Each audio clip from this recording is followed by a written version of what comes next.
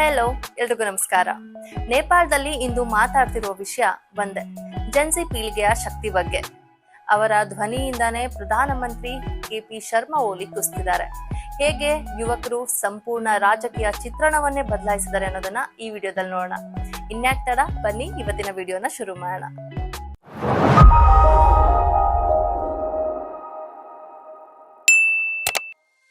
ನೇಪಾಳ ಈಗ ಕುದೀತಾ ಇದೆ.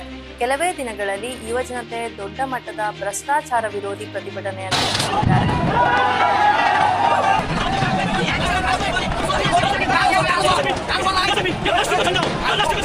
ಸಂಸತ್ತಿಗೆ ದಾಳಿ ನಡೆಯಿತು, ಮತ್ತೆ ಪ್ರಧಾನಮಂತ್ರಿ ಕೂಡ ರಾಜೀನಾಮೆ ನೀಡಿದ್ರು. ಏನಾಗ್ತಿದೆ ಅಲ್ಲಿ? ಅಧಿಕಾರ ಯಾರ ಕೈಯಲ್ಲಿದೆ? ಮತ್ತೆ ರಾಜಮನೆತನ ಮರಳಬಹುದಾ?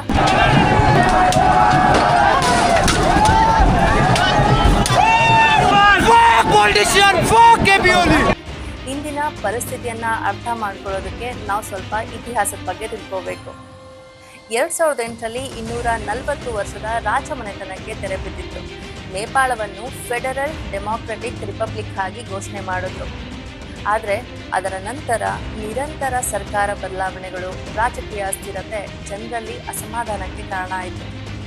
ಇತ್ತೀಚಿನ ಗದ್ದಲಕ್ಕೆ ಕಾರಣ ಆಗಿದ್ದೇನು ಅಂತ ಹೇಳಿದ್ರೆ, ಸರ್ಕಾರ ಸಾಮಾಜಿಕ ಜಾಲತಾಣಗಳೇನಿದೆ ಅದ್ರ ಮೇಲೆ ನಿರ್ಬಂಧ ಇರುವ ಪ್ರಯತ್ನ ಮಾಡಿತು.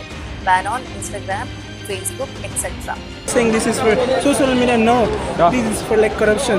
Yeah. Because our like child, like our brother and sister, like 17, 18, they just died. Yeah, they've just been shot. They're murdered. Yeah. ಇದರ ವಿರುದ್ಧ ಯುವಕರು ರಸ್ತೆಗಿಳಿದು ಭಾರೀ ಪ್ರತಿಭಟನೆ ಆರಂಭ ಮಾಡಿದ್ರು. ಪೊಲೀಸರು ಟೇರ್ ಗ್ಯಾಸ್, ಲಾಠಿ ಪ್ರಯೋಗ ಕೂಡ ಮಾಡಿದ್ರು. ಇದರಿಂದ ಹಿಂಸಾಚಾರ ಚಿಮ್ಮಿತು. ವರದಿಗಳ ಪ್ರಕಾರ 19 ಮಂದಿ ಮೃತಪಟ್ಟಿದ್ದಾರೆ. ಇದು ದೇಶವ್ಯಾಪಿ ಆಕ್ರೋಶಕ್ಕೆ ಕಾರಣ ಆಯಿತು. Absolutely insane. Make a video up there.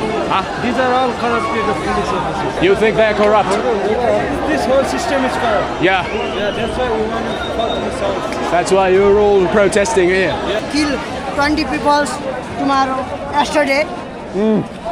They are very bad. The KP Sharma Oli. Brother, are you okay? I'm okay. Yeah. Because tear gas affect my eyes and. I know. ಸರ್ಕಾರದ ಮುಖ್ಯಸ್ಥ KP Sharma Oli ಅವರು 2024ರಲ್ಲಿ ಮತ್ತೆ ಪ್ರಧಾನಮಂತ್ರಿ ಆದವರು. ಈ ಗದ್ದಲದ ಕೇಂದ್ರ ಬಿಂದು ಆಗಿರೋರು ಕೂಡ ಅವರೇ.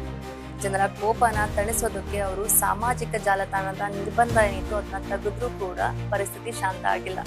ಪ್ರತಿಭಟನಾಕಾರರು ಸಂಸತ್ ಕಟ್ಟಡಕ್ಕೆ ಬೆಂಕಿ ಹಚ್ಚಿದ ನಂತರ ಒತ್ತಡ ಹೆಚ್ಚಾದಂತೆ ಪ್ರಧಾನಮಂತ್ರಿ ಕೆಪಿ ಶರ್ಮಾ ಅವರು ರಾಜೀನಾಮೆ ನೀಡಬೇಕಾಯಿತು. ಇದರಿಂದಲೇ ಯುವಕರ ಶಕ್ತಿ ಎಷ್ಟು ಬಲವಾಗಿದೆ ಅನ್ನೋದನ್ನ ತೋರಿಸ್ತು. ಒಂದು ಪೀಳಿಗೆ ಸರ್ಕಾರವನ್ನೇ ಬದಲಾಯಿಸುವಷ್ಟು ಶಕ್ತಿಯಾಗಿದೆ. ಮತ್ತೆ ಮಾಜಿ ಪ್ರಧಾನಮಂತ್ರಿಗಳಾದ ಪ್ರಚಂಡ ಮತ್ತೆ ದೇವೋಬಾ ಅವರು ತಮ್ಮದೇ ರಾಜಕೀಯ ಆಟ ಆಡ್ತಿದ್ದಾರೆ. ಇದೇ ವೇಳೆ ಕೆಲವರು ರಾಜಮನೆತನ ಮರಳಬೇಕು ಅಂತ ಕೂಗ್ತಾ ಇದ್ದಾರೆ. ಮಾಜಿ ರಾಜ ಜ್ಞಾನೇಂದ್ರ ಶಾ ಕೂಡ ಪ್ರಸ್ತುತ ರಾಜಕೀಯದಲ್ಲಿ ಅಪ್ರತ್ಯಕ್ಷವಾಗಿ ಪ್ರಭಾವ ಬೀರಲು ಪ್ರಯತ್ನ ಮಾಡ್ತಿದ್ದಾರೆ. ಆದ್ರೆ ಇವ್ರಿಗಿಂತ ದೊಡ್ಡ ಪ್ರಭಾವ ಸದ್ಯಕ್ಕೆ ಯುವಕರದ್ದೇ. ಈ ಪೀಳಿಗೆಯ ಶಕ್ತಿ ಏನು ಗೊತ್ತಾ? ತಂತ್ರಜ್ಞಾನದಲ್ಲಿ ನಿಪುಣತೆ, ತಕ್ಷಣ ಸಂಘಟನೆಯ ಸಾಮರ್ಥ್ಯ, ಮತ್ತೆ ನಿರುದ್ಯೋಗ, ಬೆಲೆ ಏರಿಕೆ, ಭ್ರಷ್ಟಾಚಾರ ವಿರುದ್ಧ ಅವರು ಹೋರಾಡುವ ಮನೋಭಾವ. ಹೀಗಾಗಿ ಹಳೆಯ ನಾಯಕರುಗಳಿಗೆ ಇವರು ಸವಾಲಾಗ್ತಾ ಇದ್ದಾರೆ.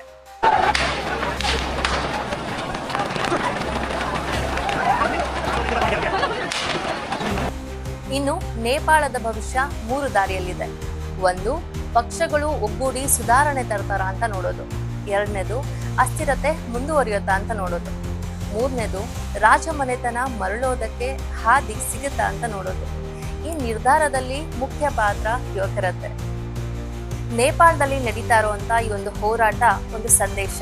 ಜೆನ್ಸಿ ಪೀಳಿಗೆಯ ಶಕ್ತಿ ನಿರ್ಲಕ್ಷ್ಯ ಮಾಡುವಂಥದ್ದಲ್ಲ, ಭವಿಷ್ಯದ ದಿಕ್ಕನ್ನ ಇವರೇ ತೋರಿಸ್ತಾರೆ. ಇದಿಷ್ಟು ಇತ್ತೀಚೆಗೆ ನೇಪಾಳದಲ್ಲಿ ನಡೀತಾ ಇರುವಂತ ವಿಷಯದ ಬಗ್ಗಿನ ಒಂದಿಷ್ಟು ಮಾಹಿತಿ. ನಿಮ್ಗೆಲ್ಲ ಇಷ್ಟ ಆಗಿದೆ ಅಂತ ಭಾವಿಸ್ತೀನಿ. ಇದೇ ತರ ಒಂದೊಳ್ಳೆ ವಿಡಿಯೋ ಜೊತೆಗೆ ನಾನು ನಿಮ್ಗೆ ನೆಕ್ಸ್ಟ್ ವಿಡಿಯೋದಲ್ಲಿ ಸಿಗ್ತೀನಿ. Until next time, this is Surbhi Ravikumar. Take care, bye, ನಮಸ್ಕಾರ.